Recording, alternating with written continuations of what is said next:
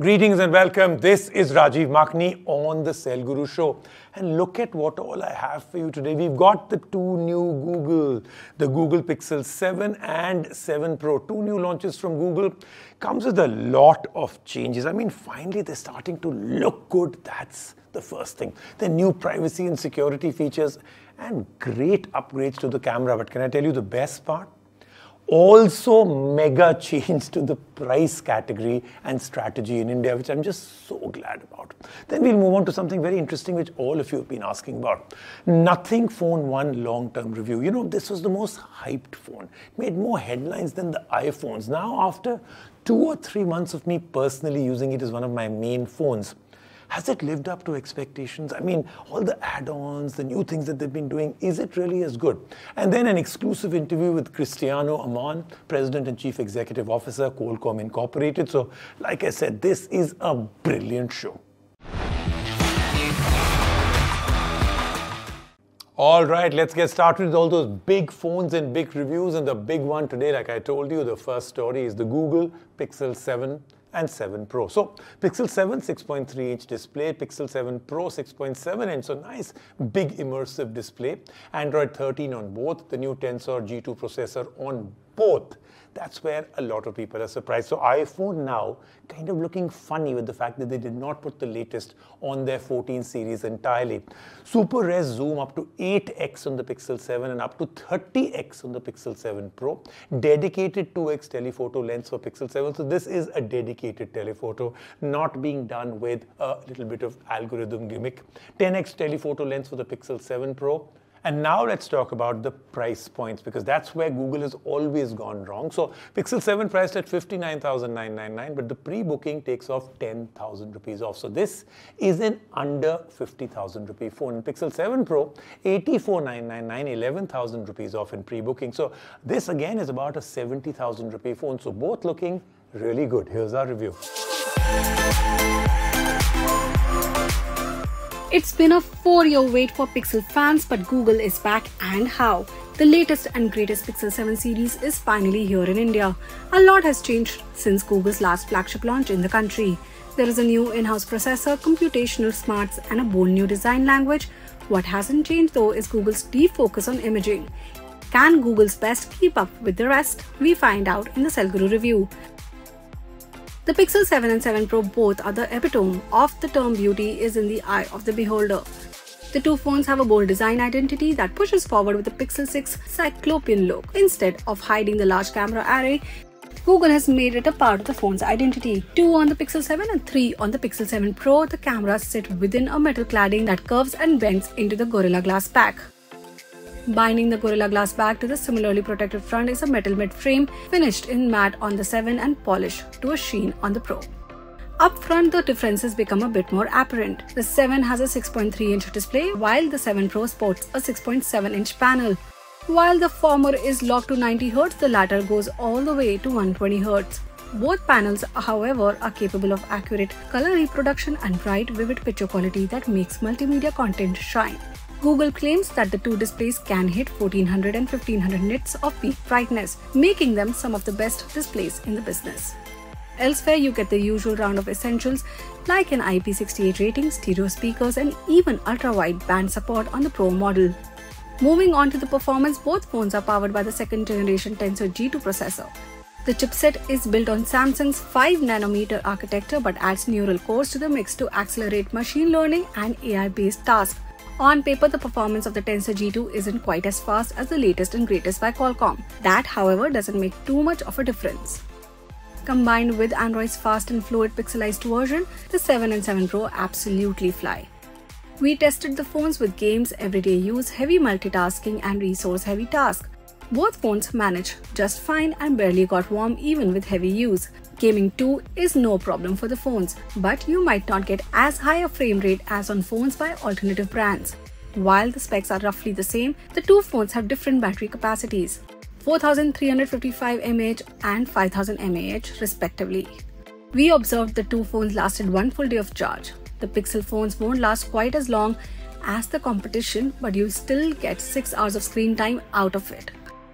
Charging speeds, however, are surprisingly slow at 30 watt. Yes, both phones have wireless charging and reverse wireless charging as well. Let's talk cameras then. The primary camera is a 50 megapixel sensor paired up with a 12 megapixel ultra-wide shooter. The Pro model adds a 48 megapixel 5x telephoto sensor to the mix. But with the Pixels, it's less about hardware and more about Google's legendary computational photography. All three cameras or two on the Pixel 7 can capture incredible shots in all lighting conditions. Images look richly saturated with sharp details and very little noise.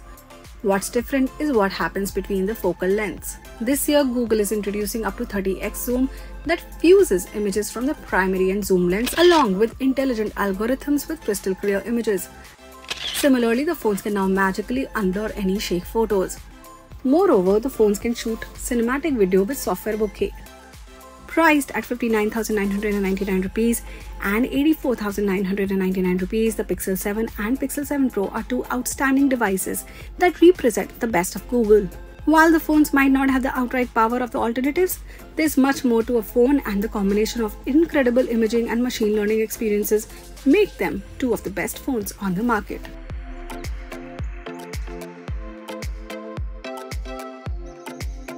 Let's move on now to something I had a great time doing, an exclusive interview with Cristiano Amon, President and Chief Executive Officer, Qualcomm Incorporated. And he and I spoke about everything to do with Qualcomm, Snapdragon, 5G, how 5G will change India, the semiconductor shortage, the challenges India might face in the widespread use of 5G, and all the excitement around it too. Brilliant, brilliant stuff. Take a look. Welcome to India. We've been waiting for this for quite a while, and thank you so much for joining us out here. I hope the trip has been good.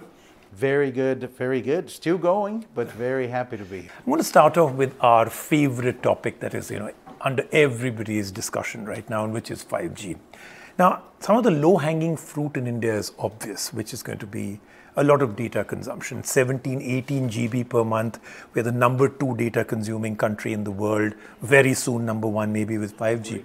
But where do you really see the difference for a country like India? You've seen 5G deployed in many other countries. We're getting the mature part of 5G. The experimental may be over. Where do you see 5G changing things for us here in India? Look, it's a fascinating time, and I think India has an incredible role to play, not only within India, but also globally. I will simply say that India will bring scale to 5G. If we look off some of the statistics you just provided about is the number 2 market in data consumption and how fast, the 4G adoption, how fast Indian consumers adopt digital and mobile technology and payments and other things.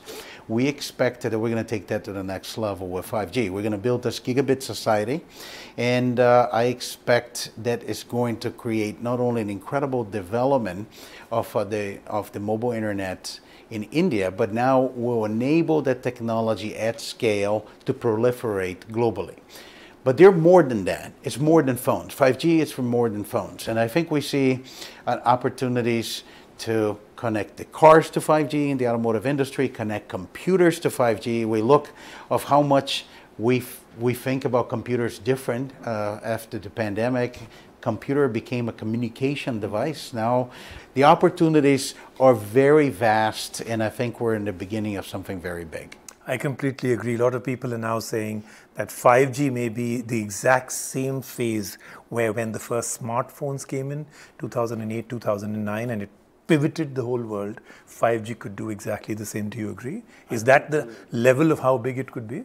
I completely agree.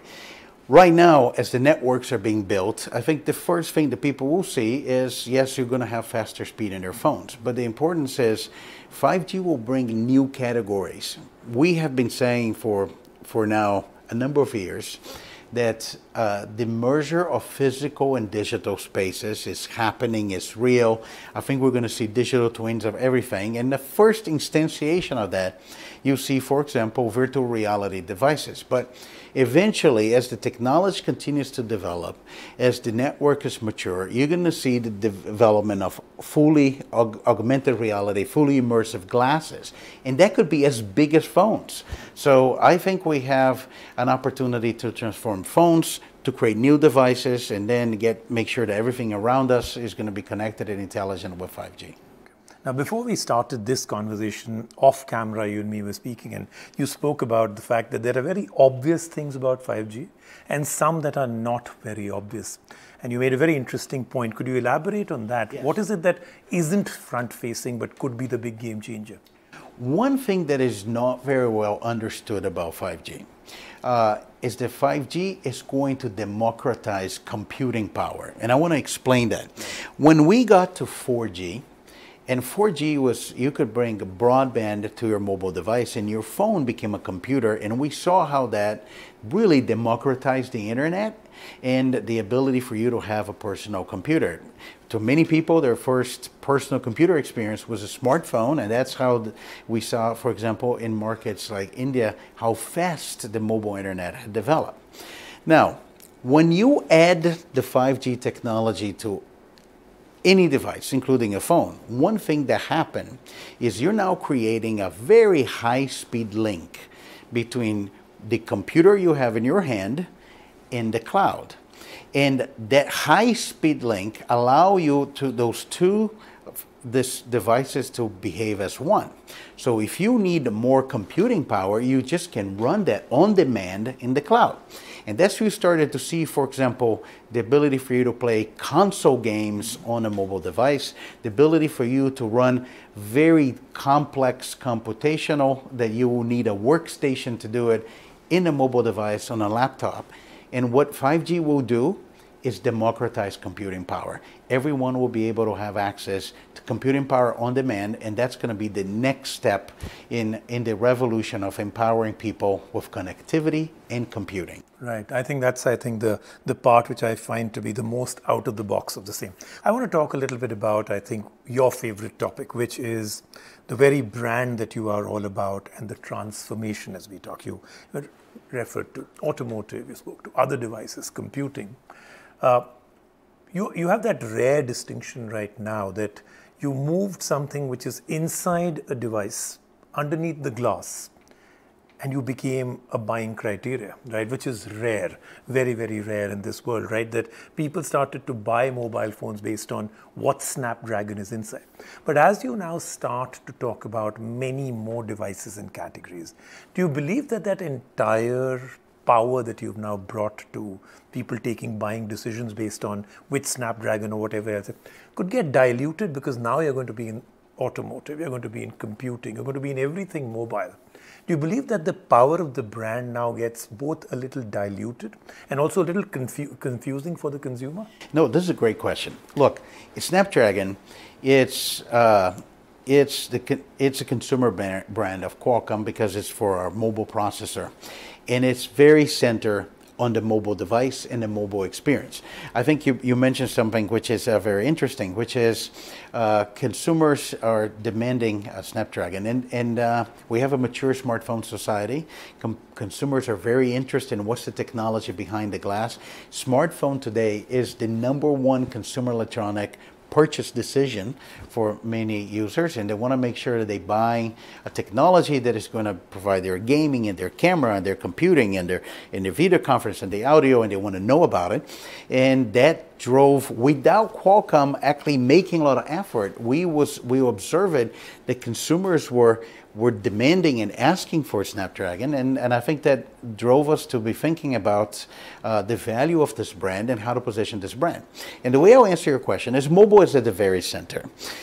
And everything that is associated with people mobile experience, that's where Snapdragon come in. So Snapdragon, you see the Snapdragon brand in our mobile processors that go to phones, but you see if your phone and you're operating that phone together with an earbud, you see Snapdragon sound. If you have a watch, a smartwatch, is your Snapdragon Wear. And I want to mention about automotive because exactly that's it's very easy for people to understand that. When you think about the transformation that is happening on the cars, and you look at now all of those different screens in the car and how the car is becoming a digital hub, you could see people everywhere. I'm sure you can see that everywhere in India. People will go into the car and they have a holder that they put their phone right there in the dashboard. And why do they do that? They do that because they believe some of the capabilities of their phone are better than what they have in the car. What we're doing with Snapdragon Digital Cockpit is, again, bringing the mobile experience when you are behind the wheel. So Snapdragon is always going to be focused on mobile experience. And I think when I see what's happening in markets such as India, I think India consumers deserve Snapdragon. And I think that's what we're working very hard to do. What we paint as our future, because now we have 5G, transformational, we're moving to an era where some of the biggest next big things and out-of-the-box things are about to happen. But there are also a few barriers to it, right? The chip shortage being one, some of the other supply chain and logistic problems being other. Do you see something derail what we could actually achieve in India in the next 2 years in this entire ecosphere?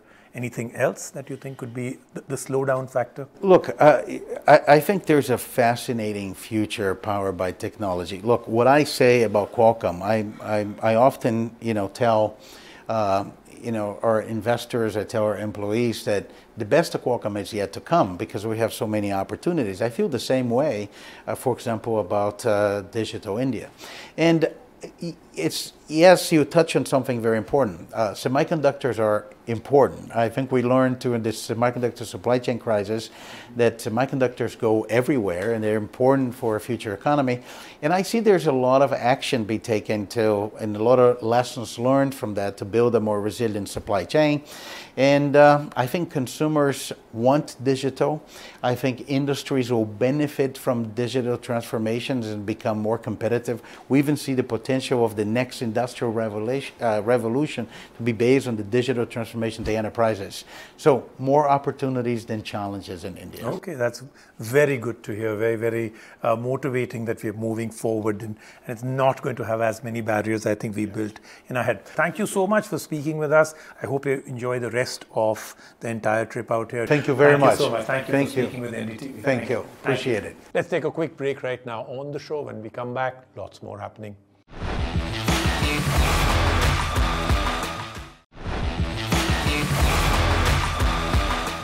Now let's move on to a story that all of you have been asking for a very long time. You know, the Nothing Phone 1, I think is one of the most hyped phones of all times. In fact, hands down, one of the most buzzy headline-making smartphones of the year. This phone actually got more headlines than even the new iPhones, and that is never an easy thing to pull off. But after all that euphoria and excitement has passed away, how has this phone stood the test of time? It's been with me for 3 months now as one of my main phones I'm reviewing. And I've experienced literally everything with this phone. So let me tell you how it went. Let's start off with the biggest one, the transparent design and the clean software. This clearly indicated that this phone had nothing to hide. In fact, the company's very focused approach towards updates and revealing exactly what is in the update is yet another example of this very transparent, minimalistic approach. But how did the transparent design live up to my daily use? Quite good, in fact. You know, I don't have any major scratches on this at all. In fact, I'm quite surprised as I've used it without a cover. And it's done very well. No dust or anything else can be seen at all on the inside, which is something I was quite afraid of. In fact, nothing at all. Now, the GLYPH interface is the other one, the big thing, right? It's become even better. Some of the add-ons and the updates they've done. You know, the LEDs, there's no yellowing of them at all. In fact, I quite enjoy the GLYPH interface. If you use it intelligently, this phone gives you a lot of information without looking at the screen. It's also quite a conversation starter, and everyone wants to know a little bit more about it. So, good stuff there. Then the screen also lived up to its potential as there was no color change or any dimming, which sometimes happens with some phones in 2 to 3 months. Outdoor visibility is still great. Indoor, it feels even nice and more refined with the updates. Updates have been very regular and they've made some interesting add-ons. I now have better control over the always-on display. It can be scheduled to switch off at night. Another interesting one, you can now toggle on a fingerprint icon when the screen is off, which gives you the exact position where you need to press down to unlock the phone. Again, good thinking. Now with the updates, the battery life has also dramatically improved. In fact, quite shockingly so. Nothing has brought in both Google's adaptive battery tech and optimized battery life support to ensure that the phone now lasts longer, but also charges better to keep the battery protected for overnight charging. Multimedia fans, everybody else, the part that I like, the addition of HDR 10 plus support. Now switching to the camera setup. The Nothing Phone 1 had a pretty good camera at launch. We quite liked it, right? But subsequent updates have now really improved the performance. Particularly noticeable in challenging light conditions where there's better image clarity, more detail. I like that. The night mode has also been improved quite a bit. And then this GLYPH interface, the light, you can actually use it as a fill light for portraits. The improvements extend over to the front camera as well, which now I think works a little bit better, more clarity with face and skin. So my 3-month long-term review with the Nothing Phone 1 is that I enjoyed the phone and the buzz and the headlines it made then, but now I can actually quite frankly say that this is a great phone. If you're looking for a mid-range buy, want something different and yet something that performs very well in all departments, this is something I think we can recommend. That then is the Cell Guru show for this week. I think this is such a fun show to bring to you. So many interesting, amazing things. So I enjoyed it. I hope you enjoyed it too. I'll see you next week.